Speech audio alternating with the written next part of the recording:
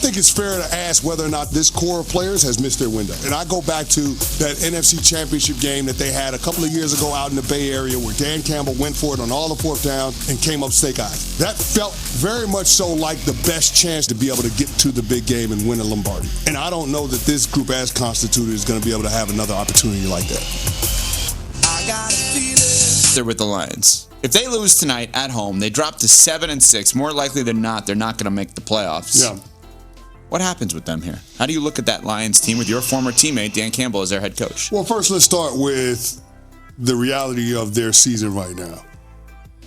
They have 5 games remaining, including tonight. And 4 of those opponents are 500 or better. The only one that's not is the Minnesota Vikings, and they lost to Minnesota at home earlier in the season. So that's what they're dealing with. They've got injuries on both sides of the ball. The offensive line, especially the interior trio, is not what it once was. They've got the cluster injuries on the back end of their defense, and you've seen the brain drain when it comes to the talent on the coaching staff, with both coordinators defecting this past offseason to become head coaches, and how that has been clunky in terms of transitioning to successors. I think we will look back post-mortem at the Lions season and say to ourselves, this should have been obvious, because the departures of Ben Johnson, Aaron Glenn, and Frank Ragnow proved to be too much for this team to overcome. And based on tonight's opponent, the challenges that the Dallas Cowboys pose, strong on both sides of the ball up front, especially on the interior. That is the weakness of the Detroit Lions. Oh, by the way, the Detroit Lions secondary banged up. Wrong week to be banged up going up against George Pickens and CeeDee Lamb. Yeah. And how those guys dominate, especially in man coverage, which Detroit likes to major in. And then, oh, by the way, when it comes to their offense, it's potent. It's second in points, first in yards. What they do is control the complexion of the game so they can keep the strength of your football team, which is your offense, off the field. I just think that in all the ways, this is a bad matchup for Detroit. Now, what I will say is, because Dan Campbell is the man I know him to be, a tremendous leader, he can get his guys up for any game. So I don't think that this is going to be the Dallas Cowboys steamrolling the Detroit Lions by any means tonight. I think they are going to come out with all of the energy, all of the fight, especially at home, backs against the wall. This is going to be a 15-round heavyweight fight. But in the end, I do think that the deficiencies for the Lions are too much to overcome. And if they can't win tonight, then their playoff hopes are a wrap.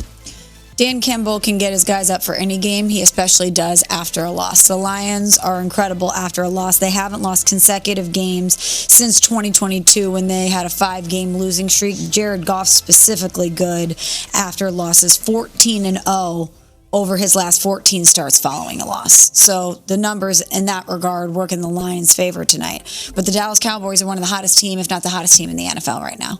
They're playing at a very high level. They're beating really good teams. They have that momentum. It's going to be a very, very fun game for us to watch. But if the Lions lose this game and ultimately miss the playoffs, with the complexion of that division too, the Packers are young. You don't expect them to get much worse. If the Bears are ascending in the way that we expect them to now under Ben Johnson, you get the head coach right, which ultimately you think that you get your quarterback right. Did Detroit really miss their window? Was last year and the injuries just an unfortunate set of circumstances that is going to derail them from ultimately getting a Super Bowl? Yeah, I think so. I think they missed the window. The young players that Detroit started out this turnaround with are now older veteran guys that are on much bigger contracts. Penei Sewell is on a top-of-the-market deal. Amon-Ra St. Brown, top-of-the-market deal. Jared Goff, another top-of-the-market deal. Aiden Hutchinson, top-of-the-market deal. Like, you're going to have to pay, like, all of these guys that you had the benefit of using high draft picks in order to select. Guess what? They're not cheap anymore. You've got to pay them, which significantly limits your ability to be able to tinker around the roster. So, yeah, I think we would be getting to a place where we would say that the Lions, as we know them, as constituted, missed their championship window. The Micah Parsons trade, you better not be in my mentions. No. I am not an accomplice, sir. I had no idea that she was going to do that. Sure, likely story. No clue. The three of us caught it. Okay, can I tell you what happened, though? What I was so confused. So I made a Suge Knight reference because Cece was standing up there like we're at the Source Awards back in the day. And Cam, our CP3, we didn't send him home yet. Although I think Nuno and Pat would like to at times. But Nuno and I haven't spoken in weeks. Our CP3, Cam Pratt, in my ear goes, word. And I was like, yeah, word. Like thinking like, good point I was making. And he meant you missed the word.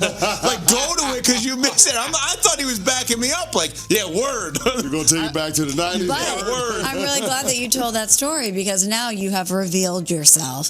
I didn't realize you had little birdies in your It's ear the first time he's ever done tipping that. you off Cam. to the word of the day. And you're going to come at me about collusion with Dominic Foxworth? Hold on a second. Hold on a second. When you got 3 birds in your ear and Cece over here giving you the eyes? No, that's not fair. That's not fair. That's actually a mischaracterization, 1,000%. Cam, please back it up Am on I this one. slandering you about the word of the day?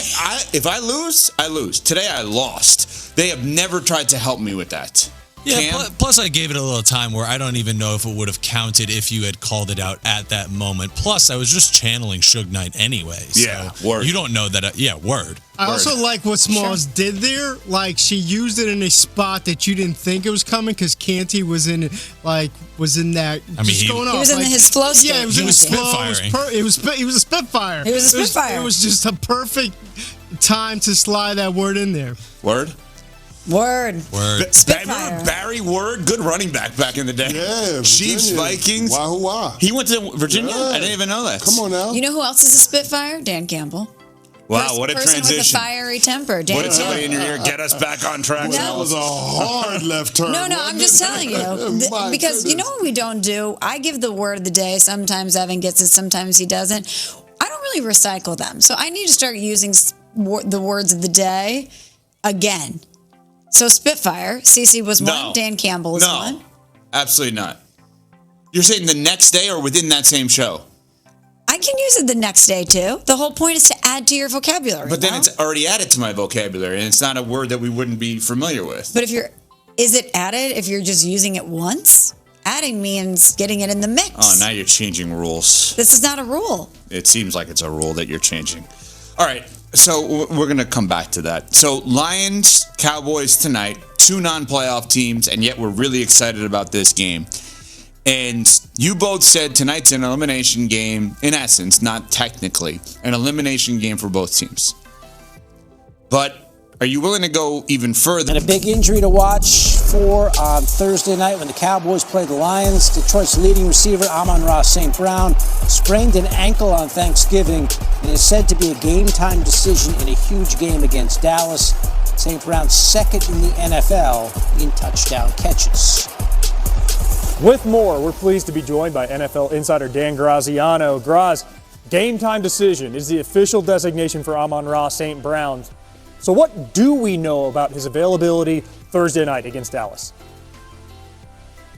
Phil, he's going to try as best he can, but it's still a possibility he has to miss this game.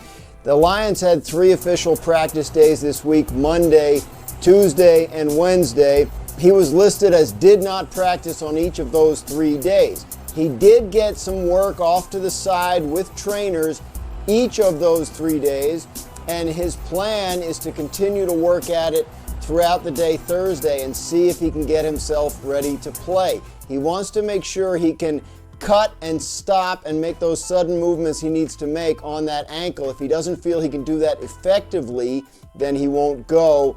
He and the Lions will determine his status officially as we get closer to game.